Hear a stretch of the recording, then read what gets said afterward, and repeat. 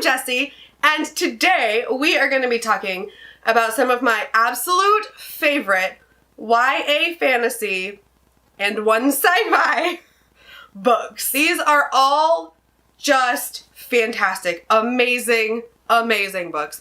They are YAs. Most of them, I feel like, lean towards the older side of YA. Like, I'm 30 plus, but I still read YA. Sometimes I find YA, fantasy, and sci-fi leans a little young, and it's not for me.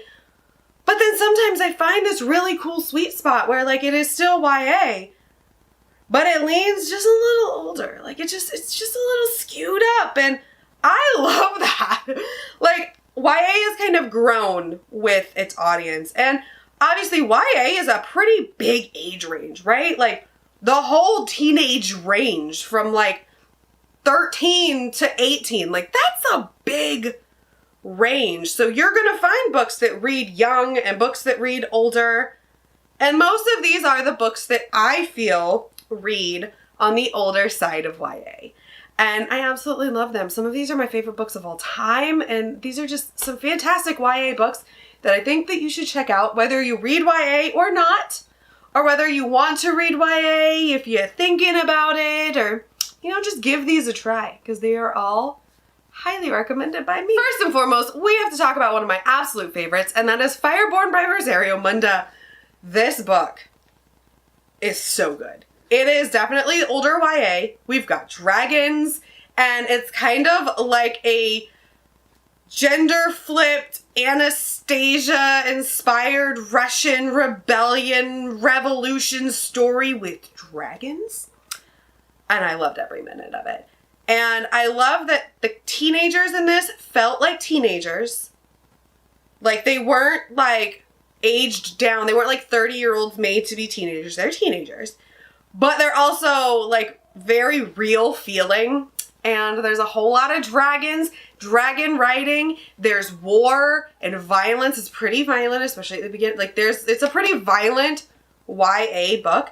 There's a lot of politics in it. And there's a lot of stuff that will make you question who's the good guy, who's the bad guy, or is the good guy really good? Or is the good guy just the same bad system repackaged in a different way? And I absolutely love that. Book 2 is fantastic. We do not have book 3 yet, but I'm waiting on pins and needles for book 3 to come out. She did do a cover change. So this is not the cover that you will get if you buy Fireborn. This is the old cover. The new cover is really, really cool too, but I just couldn't get rid of my original cover, so I have mismatched hardbacks. The next one is one of only 2 sci-fi books on this list. And I'm not a massive sci-fi reader, but I've been getting more and more into it. And I have found that starting with YA sci-fi just works better from my brain. Like, it works well with me when it's not super science-y. Like, I've gotten more into more, like, heavy adult sci-fi, but still, I gravitate more towards YA when it's sci-fi because, like, I'm not a science-brained person, but I love, like, space travel and stuff like that. So the one that I would recommend for YA sci-fi right now is The Disasters by M.K. England. This book is a ride. It is a standalone YA sci-fi book where we follow this, like, ragtag group of kids that should not get along. They are kicked out of this, like, really prestigious, like, university up in space, and they're on a shuttle to be sent home. None of them should get along. There's different reasons all of them are being, you know, kicked out. As their shuttle's about to leave with just them on them and, like, in disgrace being sent home and kicked out, washed out on day 1, people start breaking into the school and just killing everybody. So they escape, and they are the only survivors. And they're on the run, and they're trying to figure out what's going on, and they become this, like, really awesome found family. And this book is just amazing, and I'm really sad that not more people talk about it because I would love to see more people talk about this book. Next up, we have This Savage Song by V.E. Schwab, and this one is actually penned under Victoria Schwab, which for a while is what she was penning her YA and middle grade books under, and then V.E. Schwab is her adult books, but I recently read an interview with her where she is changing that, and she will be V.E. Schwab for everything, which, hey, you go. Do what you do. I'm gonna buy them all anyway. She's one of my favorite authors. But this is the first book in the Monsters of Verity duology. I have a full review for this book somewhere, so if you want to check that out, you can.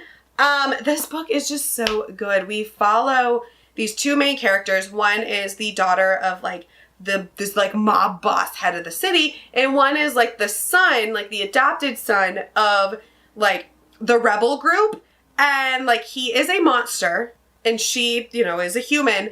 And in this world, like, monsters are created through acts of violence, and, you know, certain acts of violence create certain types of monsters, and our main boy is a monster, but like it really easily passes for a human and like acts very human, and he has a soul, and it's so good. And it's honestly a really great YA fantasy if you want like no romance. Like, this is not a romance novel. This like, it's just friendship, and I love that. Highly recommend checking this one out. But if you do want some romance along with your YA fantasy and some violence, Ember in the Ashes.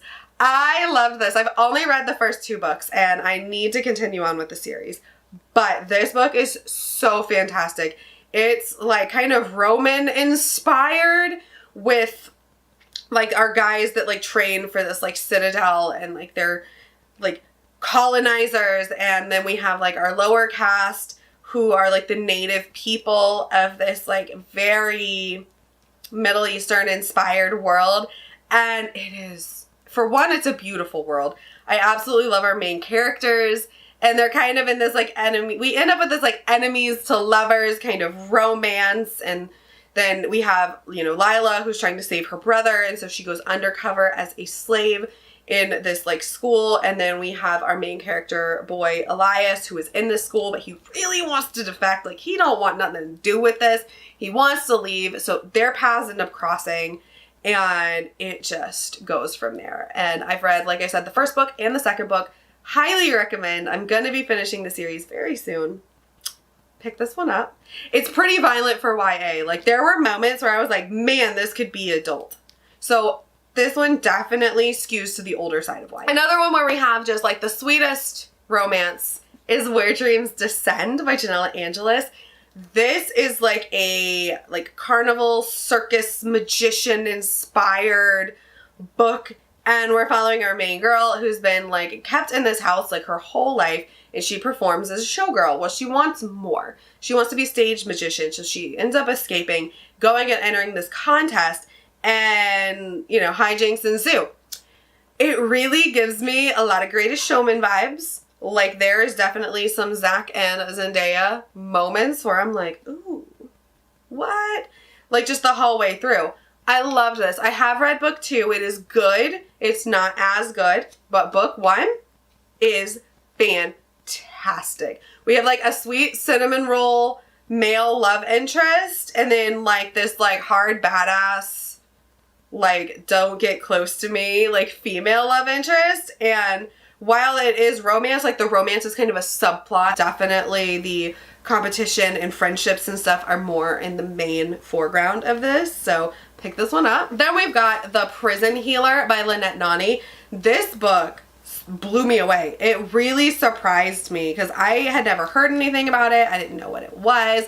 I ended up with a NetGalley arc, and then it came in a fairy loot box, and I was like, okay, I'll read it. I don't know what this is. Oh my god, it ended up being one of my favorites. We're following our main girl, Kiva. And she is a prison healer. She is basically like the healer in this like big death prison. She ends up kind of befriending this like really strange guy that's admitted to the prison. So when anyone's admitted to the prison, she has to like brand them and like give them like a medical checkup. So he ends up like trying to be friends with her, and she's like, I don't want friends. No new friends. But he's just on it. He's just trying real hard, right?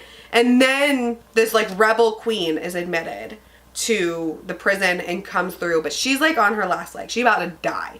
So Kiva is supposed to keep her alive so she can undergo these trials which is basically like these different tasks that she has to do to like prove her magic. It's this whole thing. So Kiva ends up actually having to undergo these trials on behalf of this rebel queen. And y'all, I loved it. I pre-ordered book 2. It should be here anytime. Anytime, Fairy Loot, you want to send me book 2. Like, come on, I ordered it. I don't know where it is, but I ordered it. Definitely pick this one up. Now, if you just want a fantastic YA fantasy romance, where romance is pretty much in the foreground, pick up Awakens by Elise Kova. This is actually a self-published YA fantasy. It is a like 4-book series, but they're really short.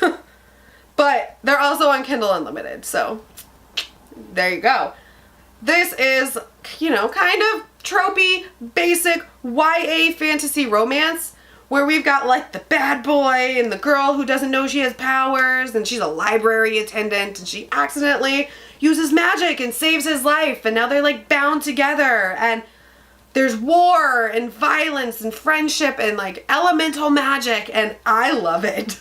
Like, it sounds really basic, but the way that Elise Kova uses those like traditional YA fantasy romance tropes, it kind of turns them on their head and makes it kind of the darker, more gritty side of YA fantasy. Like, I absolutely love it. So definitely pick this one up, especially because it's on Kindle Unlimited and you'll be supporting a self-published author. Next we have our second of the sci-fi books, and that is Skyward by Brandon Sanderson. I loved this.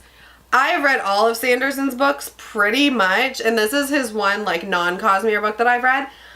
Y'all, it's so good. It's so good. I pre-ordered book 3 and it should be here soon. I'm waiting for it. But we are following this girl named Spencer, and they are on this planet that's not Earth. They kind of live underground because they're constantly being attacked from the sky, from this alien race that no one knows about.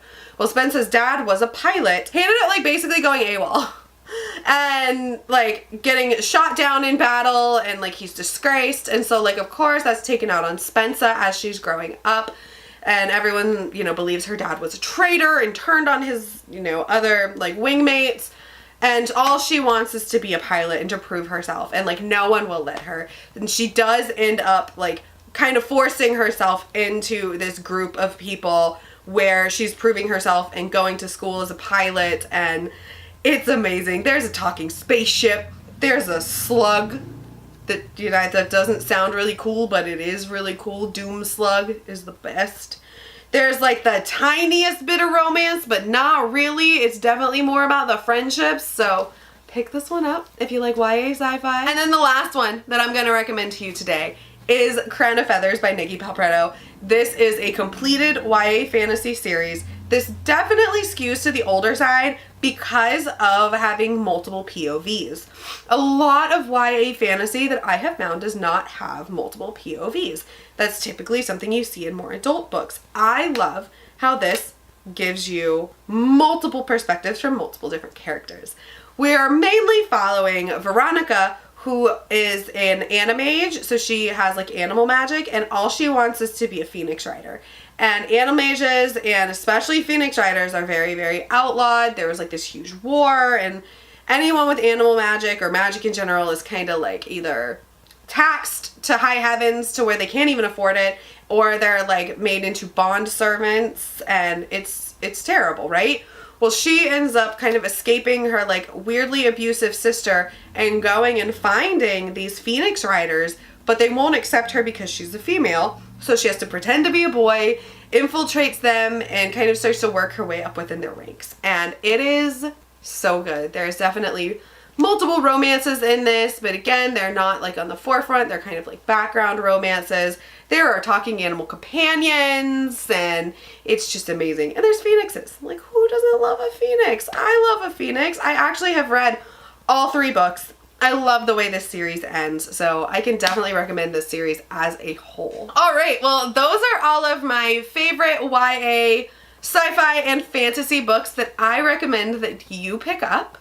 Definitely let me know if you've read any of these, what you think about them, and, you know, if you plan to pick any of these up, let me know as well. All right, my name is Jessie, and I will see you next time. Bye.